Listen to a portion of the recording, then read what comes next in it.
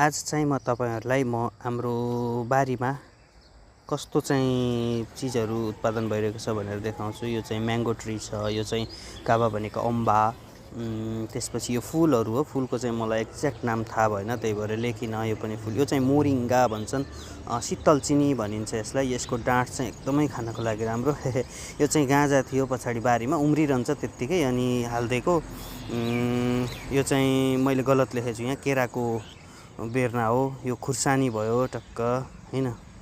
Chilli that we grow in our backyards. This is lemon grass हैन, lemon grass हो यो। यो चाहिँ हल्का सुकाएर अथवा यतिकै पनि चियामा हाल्यो भने दामी हुन्छ। यो लेमन भइहाल्यो। तपाईहरुले देख्नु भकै छ lemon tree.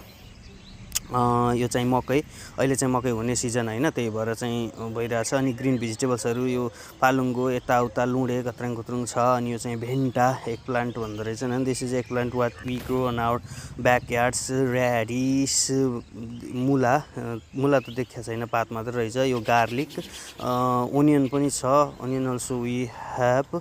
Bamboo tree, small 4 or 5 tree in our backyards. Jack fruit tree, त्यो पनि स्टिल ग्रो भइरहेछ। अनि म्याङ्गोको ब्याकयार्डको ट्री, अनि लिची, यस्तो चिजहरु चाहिँ हाम्रो पछाडि बारीमा छ। अनि क्यारोट, गाजर अनि अरू बोडीहरु यताउता खत्रङ खुत्रङ धेरै चिजहरु छ। उखु, सुगर क्यान, यस्तो चिजहरु लगाएर चट्ट आनन्दसँग ग्रीन तरिकाले, ग्रीनी वातावरणमा पपाया, पाइनएप्पल, ठाउँ सानो भए पनि धेरै कुराहरु लगाएर बसेको छौं।